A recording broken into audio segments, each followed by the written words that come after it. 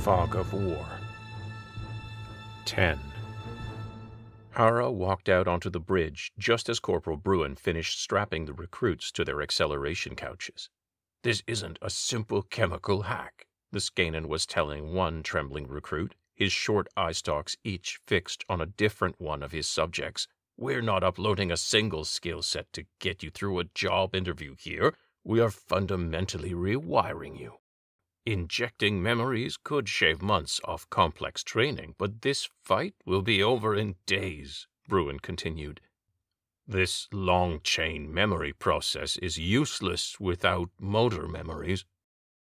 "Calluses," Blocker said, coming through the door and punching Bruin on his top right shoulder. "First time you pick up a new tool, you gotta build up calluses to use it right. Especially when that knowledge is how to hold a heavy railgun," Hara said, stepping in front of her men. "It's not enough to know a linear motor device using electromagnetic force to deploy kinetic payload is going to kick like a mule. You have to know how to keep that mule in line before you fire your first bolt. You gotta know it here." Blocker tapped one of the recruits, Wills, on the forehead with the business end of a small medical tool. "And here." He tapped him again in the gut. "And here." He tapped the man in the reproductive parts, causing the man to start. "Or else you make a fine mist of your own fire team," Nguyen said, walking through the door holding a small black box. "You're about to get boot camp and a year of combat experience in a day. Welcome to hell, kids." Every recruit stared at the black box. Hara glared at Nguyen as Bruin continued the lecture. "Tears are the only way to trick the basal ganglia, cerebellum, and prefrontal cortex all at once." "Will I still be me?" asked Davis, a brawny kid on the closest acceleration couch to Hara. "You will," Hara assured him, walking past the first row of couches. "But not just you." Hara froze on the spot. There, in the second row, sat Peter Rix. I thought only Pondies could absorb memories through tears," stammered the bald-headed female officer, Thomason. "No," qualified Blocker. "They're the only ones crazy enough to file a bunch of different people's memories in their heads." "Not so crazy," Nguyen corrected Blocker. "Pondies have an artificial organ implanted kitty-corner to their amygdala to help keep all those thoughts and experiences separate from their own."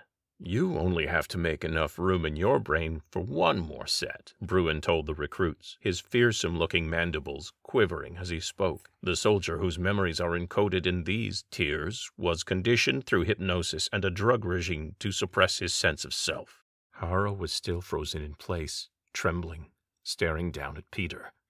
"Hi, Mayor," Rix said. "That's right," Nguyen said as he passed the box to Bruin with a bow.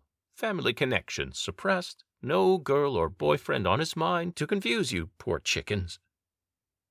Hara slowly turned to Nguyen. "You're not going to deck me again, are you?"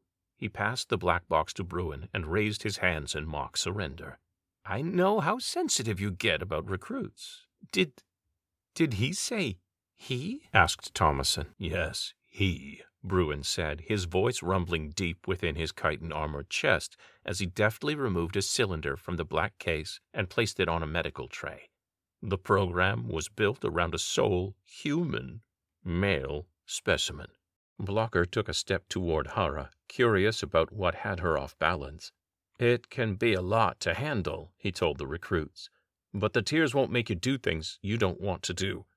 Just help you do things you need to. Even things trained soldiers find hard. All for the low, low price of the occasional double-take when you look in the mirror," Nguyen said and smiled at Thomason. "A little more jarring for some of you than others." "He wasn't on the list," Hara spat. "I chose this," Peter said. "I asked Nguyen." Hara stepped closer to the man she'd known since he was a child, racing through their apartment with Philip. "Why?" "Take your pick. I can't have kids of my own. Too much time around leaky ship cores, I guess." Peter shrugged. "No kids. I live for the job. I want to make a difference. My best friend's mom is the mayor and a super soldier. And I guess a spy? Hara looked over at the little medical sprayer sitting on the sterile blue cloth in the center of Bruin's tray. She knelt beside Peter, grabbed his hand. I can get you out of this, she promised. Hara, Nguyen groaned. We're running lean here, and he fits the profile. Shut your mouth, she hissed over her shoulder. It's okay, Peter said, his voice light. I want my nieces to be safe. I want Olin to still be there when this is all over. And hey, he joked, you didn't turn out so bad. It's time, Bruin said. Hara looked over. His voice was louder now, more authoritative.